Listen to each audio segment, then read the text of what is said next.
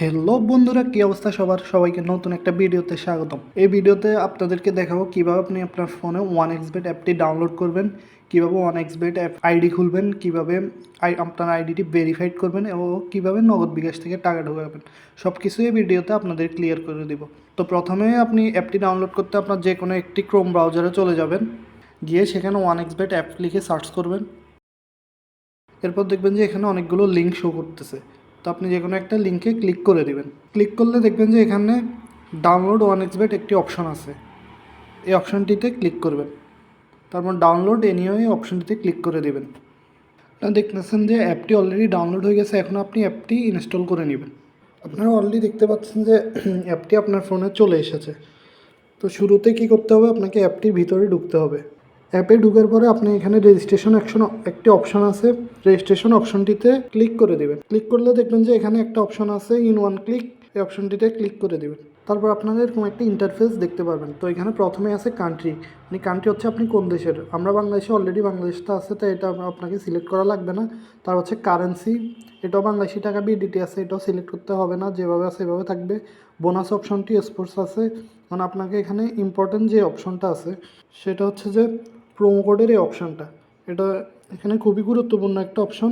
তো এখানে আপনার প্রোমো কোডে কী ইউজ করবেন, তো এখানে আপনারা MSM17 এই প্রোমো কোডটা ইউজ করবেন।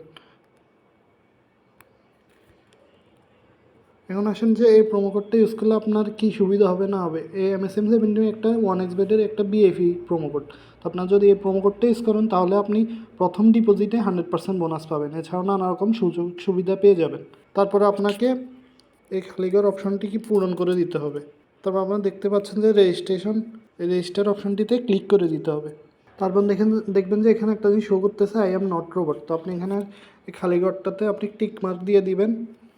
তারপর দেখবেন যে এখানে একটা ক্যাপচা ইমেজ শো করতেছে, যে ছবি আসতে পারে, যেমন বাস, ট্রাক, ল্যাম্প, অনেক কিছু আসবে। তো আপনি ওই ছবিগুলো ক্লিক করবেন, সিলেক্ট করে ভেরিফাই অপশনটিতে ক্লিক করে দিবেন। আপনারা দেখতে পাচ্ছেন যে আপনার আইডিটা অলরেডি ক্রিয়েট হয়ে গেছে, এখানে আপনার ইউজার নেম আর পাসওয়ার্ডটা শো করতেছে। তো আপনারা এটার একটা স্ক্রিনশট নিয়ে রাখবেন, তাহলে পরবর্তীতে আপনারা যে কোনো সময় আবার লগ ইন করতে পারবেন। তো আপনি নেক্সট অপশনটিতে ক্লিক করে দিবেন। আপনারা অলরেডি দেখতে পাচ্ছেন যে আপনার আইডিটা ক্রিয়েট হয়ে গেছে। এখন আপনার আইডিটা কীভাবে ভেরিফাইড করবেন, ভেরিফাইড করতে হলে প্রথমে এখানে মেনু যে অপশনটা আছে এই অপশনটাতে ক্লিক করে দেবেন। ক্লিক করলে এখানে উপরে দেখতে পাবেন পার্সোনাল প্রোফাইল অপশনটিতে ক্লিক করে দেবেন। ক্লিক করলে এখানে দেখবেন যে একটা অপশন আছে এন্টার ইউর ডিটেলস, এই অপশনটাতে ক্লিক করে দেবেন। ক্লিক করলে দেখবেন যে এখানে একটা ইন্টারফেস শো করতেছে। এখানে প্রথমে হচ্ছে সারনেম, মানে আপনার একটা ডাক নাম দিয়ে দিবেন। তার হচ্ছে ফার্স্ট নেম, এগুলো আপনাকে এবার যেভাবে আছে এভাবে পূরণ করে দিতে হবে। তো যেমন আমার সারনেম হচ্ছে সাকিব, ফার্স্ট নেম হচ্ছে MD হোসেন, তা হচ্ছে আপনার ডেট অফ বার্থ, আপনার জন্ম তারিখটা দিয়ে দেবেন, যেমন আমার জন্ম তারিখ যত আমি তা দিয়ে দিচ্ছি। তার হচ্ছে প্লেস অফ বার্থ, আপনার জন্মস্থানটা দিয়ে দিবেন, যেমন আমারটা দিয়ে দিচ্ছি আমি। তার হচ্ছে রিজিয়ন হচ্ছে আপনি কোন বিভাগের ওই জিনিসটা দিয়ে দিবেন, যেমন আমার ঢাকা। রেসিডেন্স অ্যাড্রেসটাও আপনি সেম দিয়ে দিবেন। তারপর হচ্ছে ডকুমেন্ট টাইপ, মানে আপনি হচ্ছে ডকুমেন্ট টাইপ আপনি কী দিয়ে আইডিটা খুলতে যাচ্ছেন আর কি। তো আমি আমার ন্যাশনাল আইডি কার্ড দিয়ে খুলতেছি, ন্যাশনাল আইডি কার্ডটা দিয়ে দিব। তারপর হচ্ছে সিরিজ, এটা দেওয়া লাগবে না। ডকুমেন্ট নাম্বার হচ্ছে আপনার ন্যাশনাল আইডি কার্ডের যে নাম্বারটা আছে ওই নাম্বারটা দিবেন, যেমন আমি আমারটা দিয়ে দিচ্ছি। তা হচ্ছে ডেট অফ ইস্যু, আপনার আইডি কার্ডের পিছনে একটা ইস্যু ডেট থাকে, ওই ডেটটা দিয়ে দিবেন, যেমন আমারটা দিয়ে দিচ্ছি আমি। তারপর হচ্ছে ইস্যুড বাই দিয়ে দিবেন যে বাংলাদেশ গভর্নমেন্ট।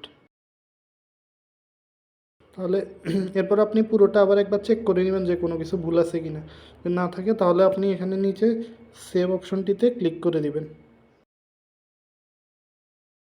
তারপরে এখানে একটা অপশন দেখছেন যে ফোন নাম্বার, এখানে আপনি আপনার ফোন নাম্বারটা লিঙ্ক করে নিতে হবে। তো আপনি এখানে লিঙ্ক অপশনটিতে ক্লিক করবেন। তারপর এখানে আপনি আপনার নাম্বারটা অ্যাড করে নেবেন। তবে নাম্বার অ্যাড করতে আপনার অবশ্যই মনে রাখতে হবে যে শূন্যবাদ দিয়ে আপনার নাম্বারটা দিতে হবে, যেমন আমি আমার নাম্বার দিয়ে দিচ্ছি। এরপর আপনি এখানে লিঙ্কে ক্লিক করে দিবেন। আপনি নাম্বারটা অ্যাড করার পর এখানে আপনার নাম্বারটা শো করবে। আপনার আইডিটা অলরেডি ভেরিফাইড হয়ে গেছে। এখন আপনি আইডি খুলছেন, আইডি ভেরিফাইড করছেন, কিন্তু আপনি কীভাবে টাকা ঢুকাবেন বা কীভাবে বাজি লাগাবেন। তো আপনি টাকা ঢুকাতে হলে প্রথমে আপনাকে এখানে ডিপোজিট অপশনটিতে ক্লিক করে দিতে হবে। এরপর দেখবেন যে এখানে অনেক ধরনের আপনি নগদ বিকাশ সব কিছু পেয়ে যাবেন। তো হচ্ছে যে আপনি এই যে এখানে বিকাশ আছে, বিকাশ অপশনটিতে ক্লিক করে দেবেন। ক্লিক করলে এখানে দেখবেন যে অ্যামাউন্ট আছে, আপনি এখানে যত অ্যামাউন্ট ঢুকাতে চান অত অ্যামাউন্ট টাইপ করবেন। যেমন আমি যদি 1000 টাকা ঢুকাই, আমি এখানে 1000 টাকা টাইপ করব।